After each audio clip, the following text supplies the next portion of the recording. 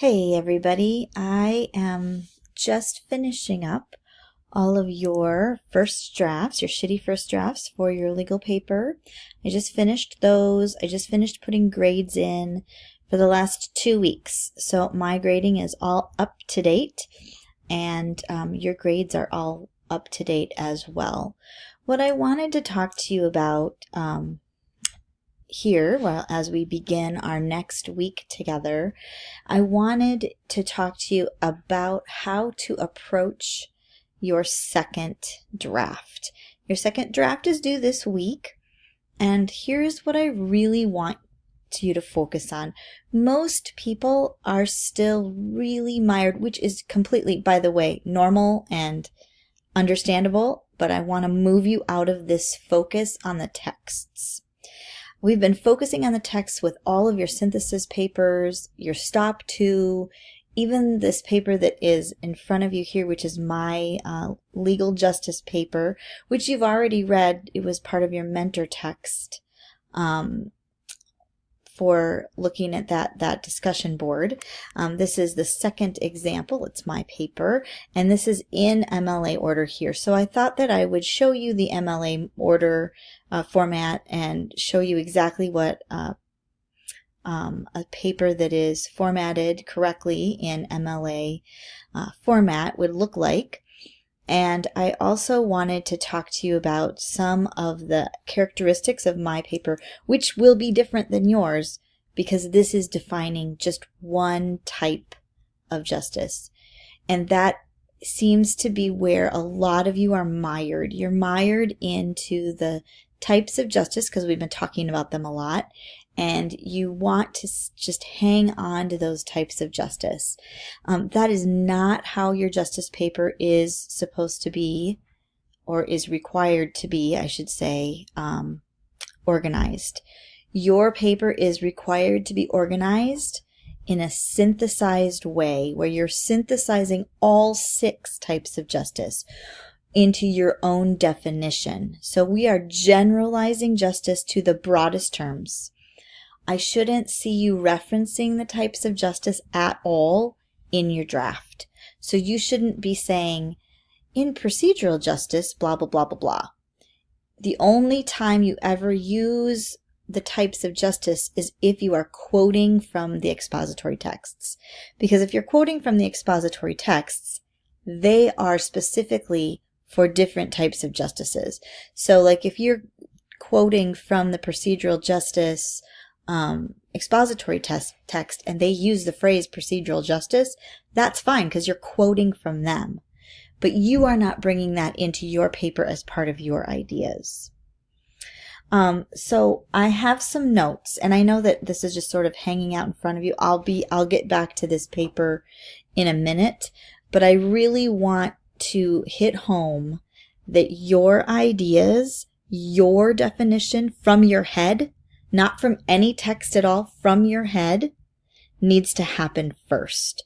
So I'm just going to encourage you. This is not an assignment at all. You won't be graded on this assignment, but it will really help you if you just put all of the texts, everything aside, open up a new document on your computer, and start typing your definition of justice out of your head. Okay, so you're going to think about it. You're going to think, what if I had to define justice today after all the work that I've done? How would I define justice? And I would take like a half an hour and just type. First of all, justice needs to have X, and then, because X is important, because blah, blah, blah. And another thing that justice has to have is Y, because this is really important because of this, and Z, etc. Just from your head. Just like vomit it all out. Do like another shitty first draft just with your ideas. Then once you're done with that, and I know I put this on some of your comments for your shitty first drafts already, so it might be repetitive. That's okay. The next thing you should do is take out your expository texts and see where the expository text ideas match with your ideas, because your ideas might come from them because you've read them and you've been working with them, and you need to give credit to those authors that put those ideas into your head, and it also grounds your ideas in theory. So then once you have your ideas down on paper and you match them to the expository texts, you can find quotes and stuff to back up your ideas from those expository texts. The next step would be to find examples from your stories, from your text set, to illustrate your ideas. Because what I'm finding is a lot of you are just listing texts. You are having a topic sentence, justice needs to be fair. And that is the only thing that's coming out of your head. And then you are listing texts. There's no discussion. There's no meat to your paper. It's just a list of introductions to text, quotations, and you move on. And that's exactly how it reads, like a list of texts. There's this text, and this is what that text says, and this is a quote for that text, and then there's this text. And it might all support your idea, but it reads like a list. It's not a paper. So your ideas need to be elaborated on, and your thinking needs to be a part of your paper. All right, so that is why my paper is open here, and I'm going to just kind of gloss through, even though my invitation goes right with that, right? All of this is from me, right? I like Judging Amy. I like Boston Legal. I even like Night Court, right? It's fun to see. This is all from my head here, okay? Then we move on, and it says we can all agree that laws are put in place to protect people. We understand. So all of this, we all agree that laws are put into place. We understand that there are speed limits, right? We all think that stealing and murdering and cheating are bad. It would seem these laws are common sense and obvious. We're willing to give authorities power to punish people. However, there are laws and authority. This is all from my head, by the way. All of this right here is from my head. Okay, it's not just one sentence. We can all agree that laws are put in place to protect people.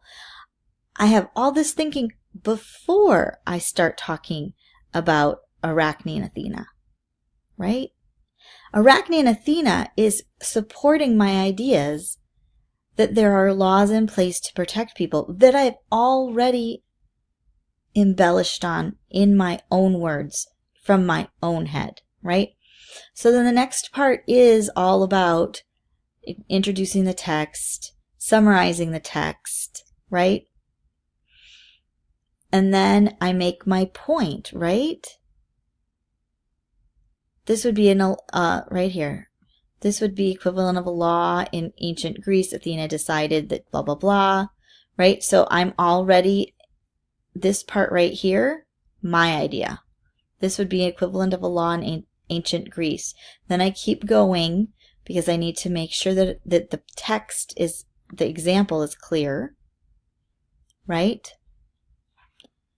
Arachne was definitely guilty of disrespecting the authority of Athena. However, the fact that she portrayed the gods as angry and foolish in her weaving is interesting. This is me, right? From her perspective, the gods were angry, and the result of her disrespect toward Athena was for Athena to become enraged. In this regard, it seems that Arachne's illustration was correct. If she was communicating the truth, does that justify her punishment? If somebody disrespects a person of authority in our society, does that justify an arrest? What if the disrespectful comments end up being the truth? What if the authority doesn't like what it hears? Right? All of this is my discussion, my thinking that goes along with that. Right?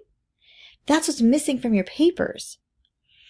Laws may be made to benefit those in power, and then I go into another, right? Maybe. And then I keep going. And here's me comparing the lady and the tiger, the lady or the tiger with Athena, right? There's my semi-barbaric king. And a lot of you used this phrase right here and didn't quote it. You need to quote it. That's right from the text. Right? So this is my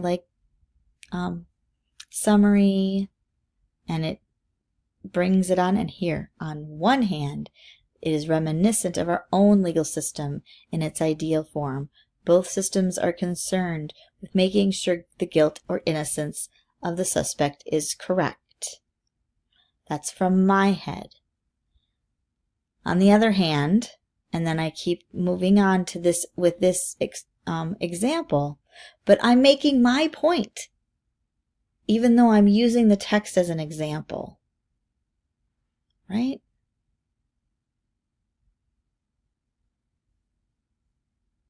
Does that make sense? I'm hoping this makes sense. So I'm just scrolling through and making sure that this is still like summary. And then here's some more of my thinking. But who put the accused in the arena in the first place? The king. What was the actual law that was broken? Right? According to Stockton, the answer is also up to the king. He decided, right? Therefore, this is another example of an authority who fails to listen to the people. That's my idea. And so is this. These laws were not rooted in the common good, but catered to the needs of the powerful. My idea. Does that make sense? I'm going to stop there because I could just go through the whole paper, and I'm not going to. But you might want to look through my paper. I'll attach this to my announcement that I will post this video in so you have it. Some other notes that I wanted to give you on your papers is that you need to make sure that you're having good transitions between ideas. If you don't know what that means, you can go back to actually these mentor texts. The structural comments point out transitions in a very specific way. So if you're having trouble with transitions or you don't know how to do transitions, go back to those mentor texts. It shows you. All right.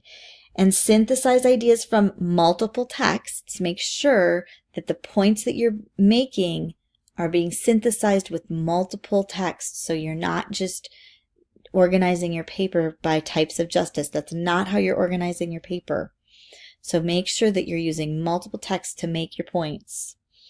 And don't forget too that your expository texts are they're grounding your paper. They're the theory. You are required to have 3 texts that are expository included in your paper. So you need to make sure that you're finding those 3 expository texts to use. You can use more if you want, but you are not using the expository texts to organize your paper. You're not going to go through each justice type. That is not the way this paper is going to work, and I will tell you to start over if that's how you organize it. Let me think, what else? Oh, dropped quotes. There was quite a few dropped quotes. Please make sure that when you are doing a quotation, that you don't just drop it in the middle. You have to make sure that it flows with the rest of the sentence. You need to have words that make it flow in the sentence. So for example, let me find one here.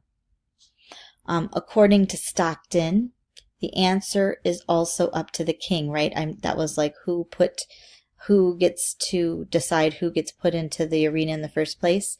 According to Stockton, the answer is also to the king. He decided, now look at how I did this here. He decided when a subject was accused of a crime of sufficient importance to his interest. It is a sentence that flows.